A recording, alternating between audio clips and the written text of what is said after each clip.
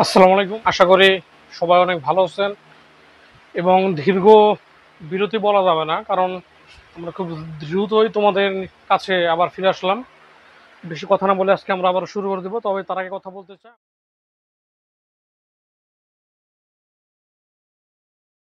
যারা আমাদের কোর্সটা করতেছে তারা কিন্তু ঠিকঠাক বুঝতেছে যে কতটা তারা হেল্প পাইতেছে। ঠিক আছে, আমি মনে করি তোমাদের সকলেরই সাজেশনটা কেনা উচিত। এখন তোমাদের ইচ্ছা, তোমরা কিনলে ভালো হয়। আজকে আমাদের কথা হচ্ছে যে আমরা মধ্যপ্রচুরক কালকে আমরা এই যে এরকম মানে ছক থাকলে সেগুলো থেকে শিখছিলাম। ঠিক আছে, আজকে আমরা শিখবো সংখ্যা দিয়ে। তো যেহেতু মানে সময় শর্ট পাওয়া যায়, মানে বেশি সময় পাওয়া যায় না, সেই জন্য আমি ম্যাথটা এখানে লিখে রেখেছি। এখান থেকে আমি তোমাদের করানোর ট্রাই করবো ইনশাল্লাহ। ঠিক আছে, আমরা দেখি এখানে কি বলা হয়েছে। কোনো বিদ্যালয়ের 25 জন শিক্ষার্থীর ওজন নিম্নরূপ। তোমাকে এরকম ভাবে দিতে পারে, ওজন বা বয়স বা বিভিন্ন কিছু দিতে পারে, বা প্রাপ্ত নম্বর। এখানে 25 জনের নাম্বার দেওয়া আছে। এখানে বলা হয়েছে শ্রেণীব্যাপ্তি 6 নিয়ে মধ্যক নির্ণয় করো, শ্রেণীব্যাপ্তি 6 নিয়ে প্রচুরক বের করো।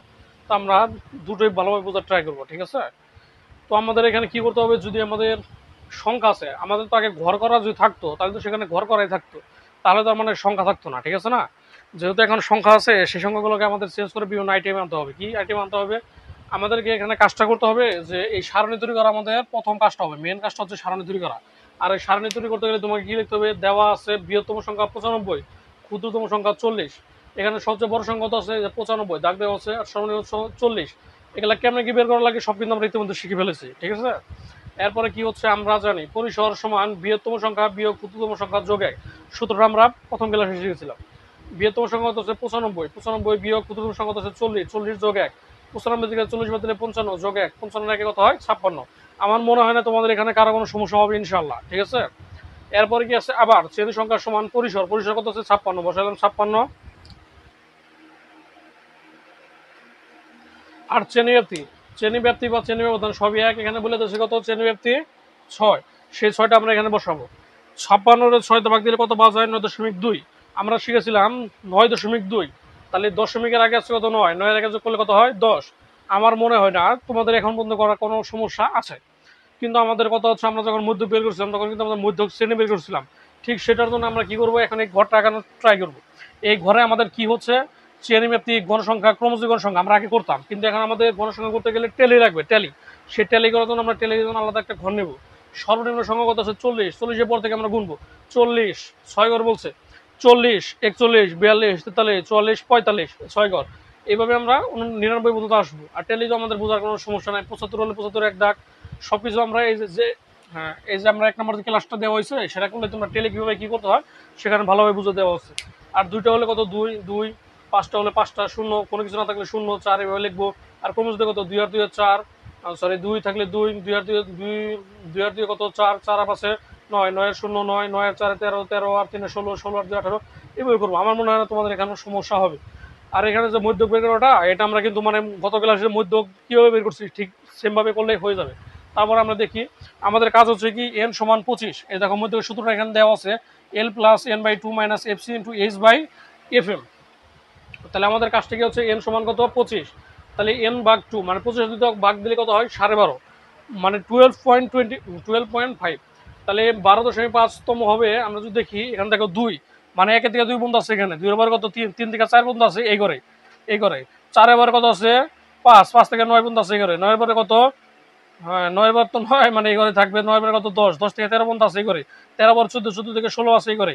এগুলো না বুঝলাম কিন্তু পরে মানে এর আগে সুন্দরভাবে বুঝাইছিলাম, তোমরা ওটা দেখে নিলে ভালোভাবে পারো আশা করি। তো এইভাবে কিন্তু আমরা 25 পর্যন্ত আসবো। তাহলে আমাদের কত আছে 12.5, 12.5 মানে কত, 9 এর পরে কত, 9 এর পরে হলো 10 11 12 13, তার মানে এখানে কিন্তু 12.5 আছে। তার মানে আমরা পাইলাম কত 64 থেকে 69, এই যে লিখলাম। সুতরাং 12.5তম পদ হবে 64 থেকে 69 শ্রেণীতে। তাহলে মধ্যক শ্রেণী কত পাইলাম আমরা, 64 থেকে 69, বুঝতে পারলাম। এখানে আমাদের উচ্চ সীমাগত 69 আর নিম্ন সীমাগত 64, এগুলো সব কিছু আমরা কিন্তু বুঝে ফেলেছি ইতিমধ্যে।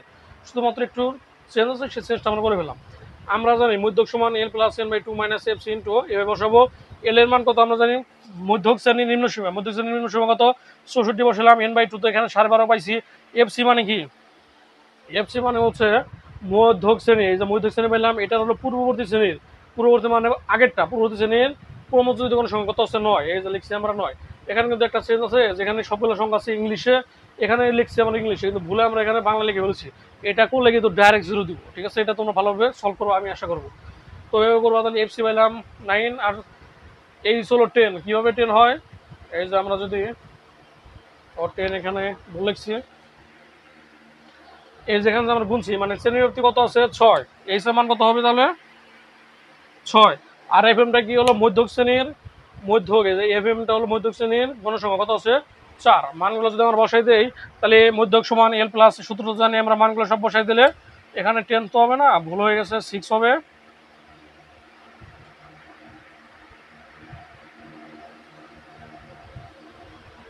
সাত 3 7 21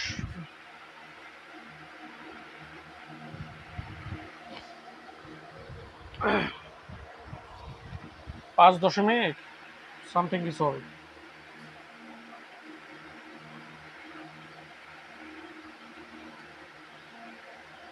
(69.5) প্রায়। তাহলে আমাদের মধ্যক নিয়ে কারো কোনো সমস্যা হবে না। তোমরা কি করবা, প্রথমে তোমরা এটুকু দেওয়ার ট্রাই করবা, তার নিচে কি করবা এই ঘরটা গাও, তারপর নিচে কি করবা এখানে দেওয়ার ট্রাই করবা। যদিও মানে এইভাবে মধ্যকে এর আগে আসতো না, কিন্তু এখন আসলে তোমার কিছু করার নেই, তোমাকে সলভ করার ট্রাই করতে হবে। তারপরে এখান থেকে আমাদের কি বলা হলো, শ্রেণী ব্যক্তি 6 নিয়ে প্রচুর নির্ণয় করো। আমরা কি করবো, যদি প্রচুর আসে আমরা প্রথমে এটুকু করবো, তারপর আমরা এটুকু করবো। আর প্রচুরও কিভাবে বের করতে হয় আমরা কিন্তু 4 নাম্বারটাতে আমরা শিখে এসেছি ইতিমধ্যে, ঠিক সেম ভাবে বাকিটুকু আমরা করার ট্রাই করবো। এটা তোমাদের হোমওয়ার্ক রইলো।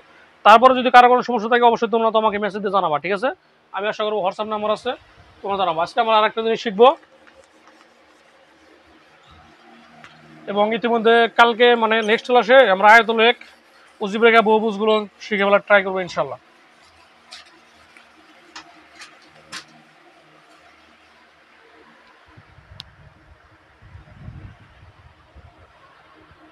আজকে আমরা একটা সংখ্যা শিখবো, যে এটা আমি যেটা শেখাবো এটা কিন্তু খুব ইম্পর্টেন্ট। 6 9 12 1 5 6,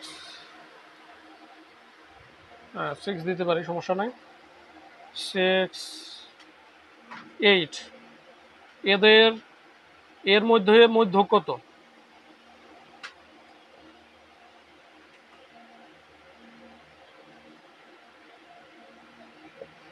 এখান থেকে আমাদের মধ্যক কত এটা আসতে পারে, কিন্তু বর্তমানে মানে সৃজনশীলের ক নাম্বার এগুলো বেশি আসে, আর বর্তমানে তোমাদের ছোট প্রশ্ন আসার পর থেকে এগুলো প্রশ্ন আসে। এরকম সংখ্যাতে বলবে যে এর মধ্যে মধ্যক কত, ভালোভাবে দেখার ট্রাই করো। কি করতে হবে তোমাকে, যদি এরকম ভাবে বলে যে এর মধ্যে মধ্যক কত, তুমি কি করবা, এখানে সংখ্যাগুলো সাজাবা, সেটা ছোট থেকে বড় সাজাতে পারো, বড় থেকে ছোট সাজাতে পারো, সেটা তোমার ইচ্ছা। তাহলে আমরা লিখতে পারি যে সংখ্যাগুলোকে ক্রমানুসারে সাজিয়ে পাই।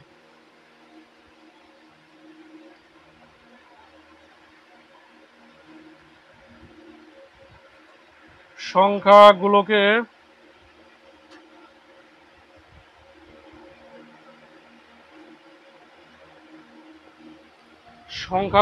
ক্রমানুসারে সাজিয়ে পাই।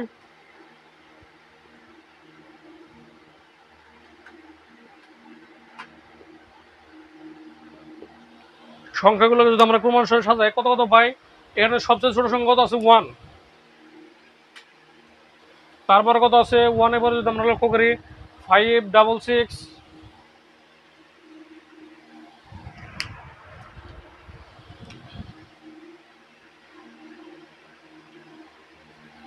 1 এর পরে কত আছে 5, তারপর 6 6,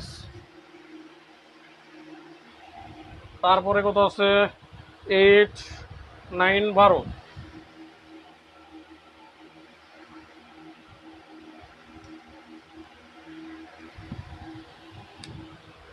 1 2 3 4 5 6 7, এখানে কয়টা আছে 1 1 2 3 4 5 6 7, 1 2 3 4 5 6 7, এখানে 7টা আছে, এখানে 7টা আছে, ঠিক আছে? কি ভালোভাবে বোঝার ট্রাই করবা। সংখ্যাগুলোকে ক্রমানুসারে সাজিয়ে পাই। সংখ্যাগুলোকে আমরা সাজালাম কিভাবে, কি আছে সংখ্যাগুলোকে আমরা সুন্দরভাবে সাজালাম। সাজানোর পরে আমাদের কি বলছে, এখানে বের করতে বলছে মধ্যক কত। তাহলে আমরা লিখবো যে মধ্যক, মানে একদম ডিরেক্ট লিখবো মধ্যক। মধ্যকদের যদি জোড় সংখ্যা থাকে আমরা কি করব, জোড় সংখ্যা বিজোড় সংখ্যা বোঝার দরকার নেই, আমরা কি করবো, এখানে যে সাজাইছি সেই সাজানো তো আমরা আসি ফার্স্টটা থেকে আমরা একটা বাদ দিয়ে দেবো। মানে এখানে কিন্তু বাদ দেওয়া যাবে না, আমরা বাদ দেওয়া মানে বুঝাইলাম, যা আছে তুমি মানে মনে মনে বাদ দিবে। তাহলে আমরা এটা বাদ দিয়ে দিলাম, এটা বাদ দিয়ে দিলাম, লেখা যাবে না কিন্তু, মানে এখানে যা থাকবে ওটা লেখাই থাকবে। মানে তুমি ফার্স্টটা থেকে একটা বাদ দিলাম, লাস্টের থেকে একটা বাদ দিলাম, এখন আবার এখান থেকে একটা বাদ দিলাম, এখন আবার এটা থেকে একটা বাদ দিলাম, এটা থেকে একটা বাদ দিলাম, এটা থেকে একটা বাদ দিলাম। তাহলে মাঝখানে আছে কত, শুধুমাত্র 6 আছে না? তাহলে মধ্যে কত হবে, সুতরাং শুধু 6। কিন্তু আমার যদি সংখ্যাটা এখানে শুধুমাত্র 6 না থাকতো না, যেমন আর একটা সংখ্যা আমরা বাড়াই যদি দেই, এখানে কিন্তু মানে ওই বাদ দেওয়া না, আমি বাদ দেওয়াটা বুঝালাম তোমাদেরকে।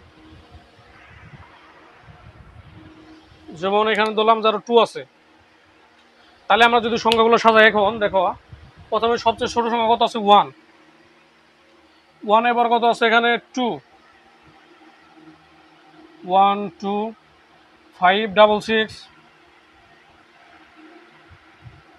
5 6 6 8 9 12, 8 9 12, 1 2 3 4 5 6 7 8, এখানে 8টা আছে। তাহলে আমরা কি করবো আগেরটার মতোই, মানে ধরলাম আমরা এটা বাদ দিলাম, এটা বাদ দিলাম, তাহলে 1 আর 12 বাদ গেল, তারপর কি বাদ যাবো 2 আর 9 বাদ যাবো, তারপর কি বাদ যাবো 5 আর 8 বাদ যাবো, মাঝখানে রইলে কত 6 আর 6, দুটার সঙ্গে তার একসাথে বাদ দেওয়া যায় না, তার জন্য আমরা লিখবো সুতরাং মধ্যক 6 যোগ 6 ভাগ দেবো 2 দিয়ে, 6 আর 6 যোগ করলে কত হয় 12, ভাগ হলো 2, 12 2 ভাগ দিলে কত হয় 6, তাহলে আমাদের মধ্য কত হবে 6। মানে এখানে যদি না বুঝো আরেকবার আমি বুঝাই, তোমরা কি করবা, ফার্স্টে কত আছে 1 আর লাস্টে কত আছে 12, তাহলে আমরা এই 1 বাদ দিলাম, এই 12 বাদ দিলাম, বাদ গেল, এখন আবার কত বাদ দিব 2 বাদ দিব, 9 বাদ দিব, মানে লাস্টে থেকে ফার্স্টে থেকে বাদ দিব, তাহলে এখানে 1 তো বাদ গেছে, এখানে 2 বাদ যাবো, আবার 9 বাদ যাবো, এখানে 5 বাদ যাবো, এখানে আবার 8 বাদ যাবো, তাহলে মাঝখানে হলো কত 2টা, যদি শুধুমাত্র একটা থাকতো, যেমন আমরা যে এর আগেটা দেখলাম শুধুমাত্র 6 ছিল, তার মানে সুতরাং 6ই থাকবে আর কোনো কিছু না, যেহেতু এখন দুটা বাদ পড়ছে, যদি দুটা বাদ পড়ে মানে দুটা মাঝখানে থাকে, তাহলে কি করবো 6 যোগ 6 ভাগ হলো 2 এর, তাহলে আমরা বুঝতে পারছি এখানে কোনো সমস্যা হবে না। কিন্তু আমাদের এখান থেকে যদি আর একটা প্রশ্ন দেখি,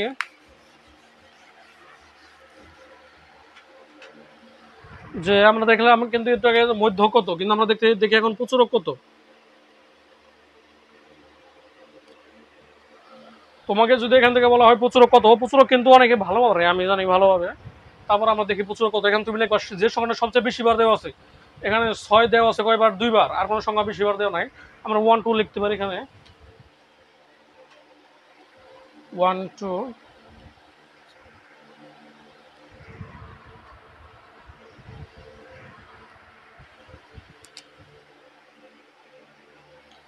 এখানে দেখো এখন কয়টা সংখ্যা আছে 1 2 3 4 5 6 7 8 9 10, এখানে 10টা সংখ্যা আছে, এখানে যতগুলো সংখ্যা 2 বার করে আছে প্রত্যেকটা সংখ্যা আমরা লিখবো, শুধুমাত্র যদি প্রচুরক বলা হয় তাহলে আমরা এখানে লিখবো যে এখানে সর্বাধিক, এখানে লিখবো ডাইরেক্ট 2 কবার আছে 2 2 বার আর নাই, তাহলে লিখবো 2 আছে 2 বার, এখানে বানান করে লিখবো 2 বার, 2 আছে 2 বার, 6 আছে 3 বার,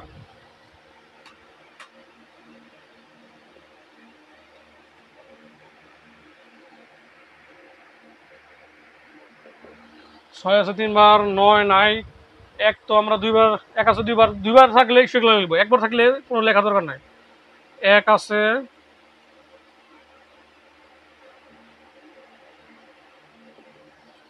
1 আছে 2 বার, 2 আছে 2 বার তো লিখছি আমরা, তারপরে 1 আছে 2 বার লিখলাম, 5 একবারই আছে, 6 3 বার আছে লিখছি, আর কোনো কিছু নাই, তাহলে আমরা এখন লিখবো এখানে সবচেয়ে বেশি আছে কত 3 বার আছে, তাহলে সর্বাধিক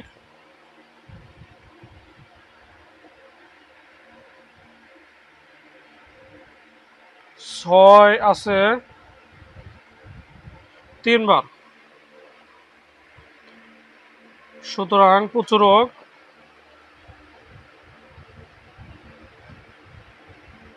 6। এটা কিন্তু আরো সহজ, তবে বর্তমান যুগে যেভাবে প্রশ্ন আসতেছে মধ্যকাটা যে করাইলাম ওটা ভালোভাবে বুঝো, এবং ওটা আসার সম্ভাবনা অনেক বেশি, প্রচুরকটা তোমার দুই রেখো, এগুলা কিন্তু এমসিকিউ তন্ত্র আসবে, মানে আসবেই শিওর, তোমার সৃজনশীলে কত আসবে, নয় সৃজনশীলে কত আসবে না, ষোলো প্রশ্ন আসবে, নয় এমসিকিউ তো আসবে, ভালোভাবে দেখো। নেক্সট ক্লাসে ইনশাআল্লাহ আয়তলেখ নিয়ে আলোচনা হবে। সবাইকে ধন্যবাদ।